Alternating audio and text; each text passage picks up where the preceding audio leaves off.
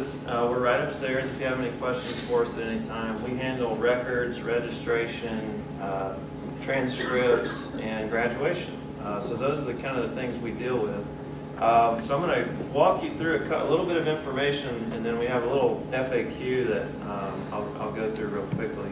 First of all, on our website, the most important things you'll find there are the academic calendars, which we'll talk about more, and then the current course schedule. So you, as well as your students, can always review that information at any time. We have academic calendars posted now through the 17-18 academic year. So if you are one that plans way in advance, then the information will be there. And of course, course schedules, so students can plan ahead, usually a semester or two ahead. A couple of the highlights you see there, particularly for the day students, you can see the term dates there are listed. Again, these are always found on the website. Classes start on August the 13th for this particular semester. That's Thursday, August the 13th. You'll notice the drop add period is always 1 week for traditional classes. So students have 1 week to decide if they want to stay in a class or drop it, or if they need to add another class. And I'll talk about that in just a little bit more detail here in a moment. And then advisement and registration for the upcoming semester is going to be in November this year. So we always have the opportunity for current students to pre-register before any new students would come to campus, so that they can make sure they get the classes that they need. October 22nd, you see last day to withdraw without academic penalty. And again, I'm going to talk about that in just a moment. And then you can see the dates for the final exams there as well. So after the 9th of December for this fall semester, they'll be free to go on their holiday break. And you can see dates that there are no classes. So those are breaks within the schedule as well. So the questions that we get a lot of times: how does a student drop or add a class? Well, students, again, we have that 1 week period after classes start that students can drop and add. What a drop means is that they totally drop the class and it comes off of their schedule altogether. So when we talk about dropping a class, that just means they totally remove it as if they never signed up for it. There's no financial obligation or anything like that. So then if a student wants to drop or add a class, they basically need to go to their advisor, discuss that with them, with their academic advisor. They will both sign off on a form that we want to drop or add these classes, and then we process those in the registrar's office. Again, we talked about the last day the students can drop, and that's usually 1 week after classes begin.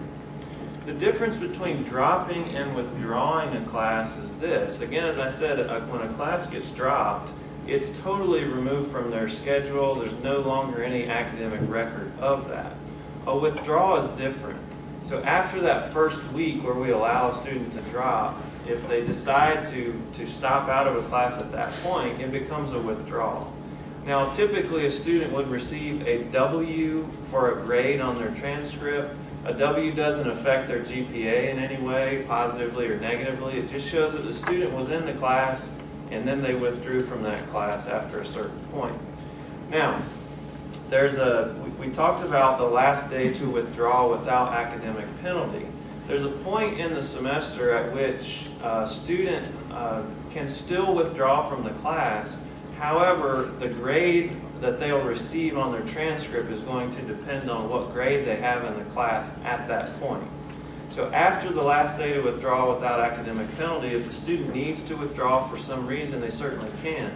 If they're receiving a passing grade at that point, they would receive a W, which again has no effect or impact on GPA at all. However, if they're not receiving a passing grade at that point, the grade would be a WF, which from a GPA standpoint calculates like it's an F, or a failing grade. So after that date, it's very important to consider those factors when making a decision. Occasionally, and a lot of times late in a semester, a student may need to withdraw for medical reasons. This does happen for a couple of folks usually every semester. Should something come up where you feel like this needs to take place, Emily Pettit will be the one for your student to talk to begin that process. she knows the proper channels to go through to have that process take place. When a medical withdrawal is issued, regardless of when it is in the semester, those will be W's that a student would receive, and again, it won't affect their GPA in that case. Sometimes parents ask for enrollment certifications for insurance purposes. There might be like a good student discount through the auto insurance or something like that.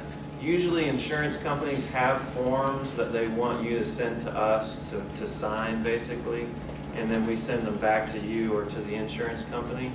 So certainly we can do that for you. Sometimes there's no form and they just need documentation that the student is making satisfactory progress. Then we can produce those enrollment verifications for you. The student can just request those. What kind of information can I find out about my child's classes? There's a couple of things to think about on this. First of all, at Piedmont, we don't have official midterm grades or any grades that are officially reported before the semester ends. So, from that standpoint, the student can always go to their instructor for that class and talk to them about how they're performing at that moment. Parents are not able to talk with instructors about how their college student is doing. The student can always go to the instructor. Some instructors use the Moodle grade system, which is an online system that students always have access to. And a lot of times they'll be able to see their performance there on the web, so they can see how they're doing at that point. So you want to keep an open line of communication with your child if you can in this case. The other thing to mention is on this though is that students have access to what we call PilgrimNet, which is a student information portal. You may have heard about it already, and we'll hear a little bit more from Marley regarding financial aid. But students have a username and login for that. They can always share that information with you too, and that way you can access that info from home if that's something that you all agree on. How does a student print a schedule or an unofficial transcript? The portal is the best place to get this information. The schedule is always there. They always have an unofficial transcript available that they can view and print if they would like. And also, it shows any transfer credit or AP classes they may have earned credit for. So all that data is always there, as well as how to get in touch with their advisor if they need to do something like that. Also, we in the registrar's office can produce an unofficial transcript if you all need it for some purposes. There's just a form that you request, and we can print that for you and either email it or mail it or just hand it if you come by to pick it up. But sometimes that's needed for insurance companies and things like that as well.